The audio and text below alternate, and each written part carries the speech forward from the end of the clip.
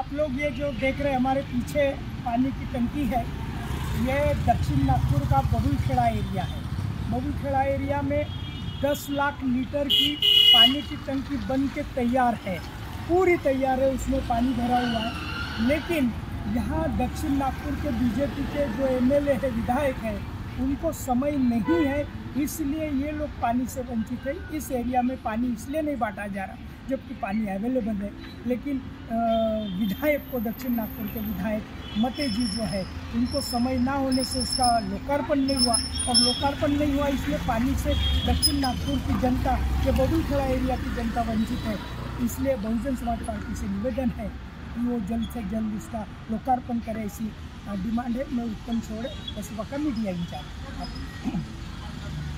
खरं म्हणजे OCWने जेव्हा इथे कंपनी टाकली तेव्हा OCWबद्दल गवगवा करण्यात आला होता की OCW आल्यामुळे पाण्याची समस्या नागपूर शहरामधून सुटेल आणि 24/7 पाणी हे प्रत्येक नळ धारकाला मिळेल। पण आजही परिस्थिती भयान आहे आणि महानगरपालिका आणि OCW लोकांना मूर्ख बनवत आहे।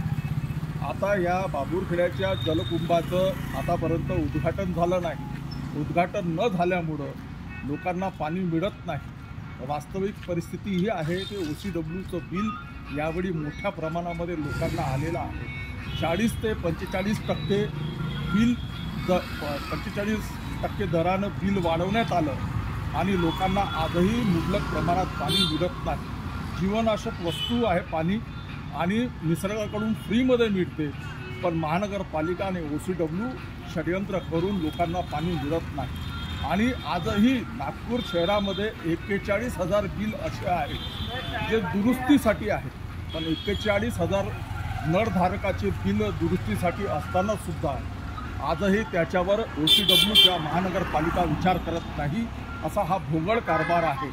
आणि 52,000 लोकांना आजही व्यवस्थितरित्या नागपूर शहरामध्ये पाणी मिळत नाही। म्हणजे पाण्या वाचून आज OCW जे आहे मजा मारत आहे आणि नागपूर शहराच्या लोकांना अत्यंत मोठ्या प्रमाणामध्ये लूट सुरू आहे। महानगरपालिका स्वायत्त संस्था आहे, जनतेच्यासाठी ही संस्था निर्माण करण्यात आली, पण आज हे जनतेसाठी नसून ही फक्त काही उद्योगपत्यांसाठी आहे। OCW एका उद्योगपत्याचं हे भांडवल आहे। हे उद्योगपत्याचं पिल्लू नागपूर शहराची गोरगरीब जनता कसं काय पोचणार, हा प्रश्न बहुजन समाज पार्टी आज सामान्य जनतेसमोर ठेवत आहे। आणि OCWच्या माध्यमातून तो मोठ्या प्रमाणामध्ये भ्रष्टाचार होऊन राहिला, लोकांची लूट होऊन राहिली। जे पाणी मुफत मिळालं पाहिजे ते पाणी आज मुफत नाही मिळत आहे। त्या पाण्याचं मोठ्या 40% प्रमाणे मोठ्या प्रमाणामध्ये दर वाढवलेले आहे।